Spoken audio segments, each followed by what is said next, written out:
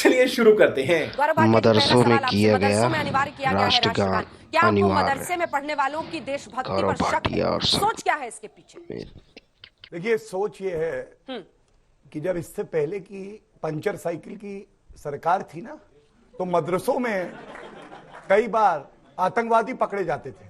आज राष्ट्रगान बज रहा है, तो राष्ट्रगान बजना अच्छी बात है या शक के घेरे में कोई आ जाता है? मैं समझता हूं मदरसे में ही नहीं, भारत के हर कोने में राष्ट्रगान और राष्ट्रध्वज होना तो चाहिए। सभी स्कूल में क्यों नहीं अनिवार्य करते? मैं बिल्कुल 2014 में केंद्र सरकार ने कहा सरकारी स्कूलों में राष्ट्रगान अनिवार्य करने का कोई प्रस्ताव नहीं, तो फिर मदरसे में अनिवार्य, बाकी जगह नहीं क्यों? अंजना जी, शायद ऐसा हो सकता है कि आपसे छूट गया हो।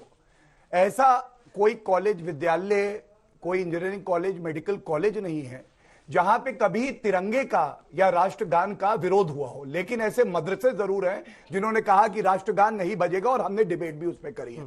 तो अगर कहीं विरोध होता है तो उनको तिरंगे की भी ताकत पता चलनी चाहिए और राष्ट्रगान की भी चलनी चाहिए। और ये तो अच्छी बात है कि ये आतंकवादी देखते थे मदरसों में। हम लोग कह रहे हैं एयरफोर्स पायलट बनाएंगे, सिविल इंजीनियर्स बनाएंगे, मॉडर्नाइजेशन करेंगे, उनको गणित पढ़ाएंगे, विज्ञान पढ़ाएंगे।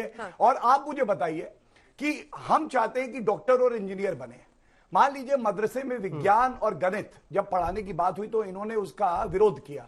अंजना जी, सर्जरी चल रही है डॉक्टर की, इनके हिसाब से पेशेंट का पेट खोल दिया, आंतड़िया बाहर है, कहेंगे ला इला इला ला, ठीक कर दीजिए। ऐसे नहीं हो पाएगा भाई। गणित और विज्ञान, अंग्रेजी, हिंदी सब पढ़नी पड़ेगी। और ये जो सुधार है ये भारत के लिए जरूरी है, ये हमारे मुसलमान जो बच्चे हैं उनके लिए भी जरूरी है। चलिए अनुराग जी जवाब दीजिए, देखिए क्या गलत है इस हाँ, वही मैं कहने वाला हूँ। दरअसल मैंने तो नहीं बोला इसमें गलत है। हम तो कहते हैं हिंदुस्तान के हर नागरिक को हर स्कूल में होना चाहिए। तो आप योगी जी के फैसले का स्वागत करें। नहीं, मेरी बात सुनिए ना। तो ये जब आप हिंदुस्तान की बात करते हैं तो हिंदुस्तान में सभी स्कूल की बात होनी चाहिए, सभी मदरसों की बात होनी चाहिए, सभी जो और अंग्रेजी स्कूल है उनकी भी बात होनी चाहिए। ऐसा क्यों नहीं कॉन्वेंट स्कूल में क्यों नहीं होगा राष्ट्रगान?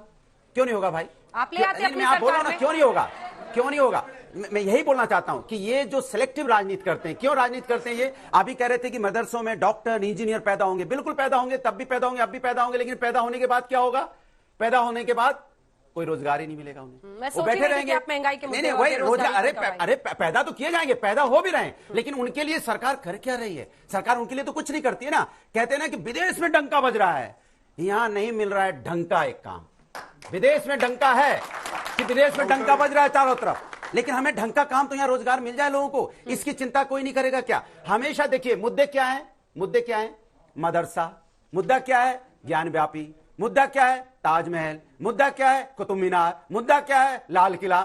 फिर जिंदगी से जुड़े जो मुद्दे वो कहां चले जाएंगे? जो हमें रोजमर्रा की जिंदगी में चाहिए जीने के लिए, वो मुद्दे कहां होंगे? कैसे होगा एक बच्चा अपनी मां की सेवा कैसे कर पाएगा जब वो रोजगार नहीं पाएगा? 24 साल का बेटा ये इस बात के लिए हमेशा चिंतित रहेगा कि मां को कैसे हम अपनी साड़ी खरीद के लाके देंगे, क्योंकि मेरे पास रोजगार नहीं है। मां इसलिए नहीं सो पा रही है कि मेरा बेटा बेरोजगार है, और बेटा इसलिए नहीं सो पा रहा है कि मैं 24 साल में अपनी मां की नहीं सेवा कर पा रहा हूं। बड़ा अच्छा है, लेकिन जनता को समझा क्यों नहीं क्या हो सकती है? और हम किसमें अटके हुए हैं? आरती, अजान, मदरसा, लाउड स्पीकर, जनता को क्यों नहीं समझा? इसमें अटके हुए हैं हम। सोचो जनता को क्यों नहीं समझा पाए? मैं आपसे एक प्रश्न पूछ रही हूं, तो जवाब दे रहा हूं। बहुत सीरियस सवाल है, जवाब दे रहा हूं। आप जनता को क्यों नहीं समझा पाए कि ये असल मुद्दे हैं, ये आपको भटकाते हैं?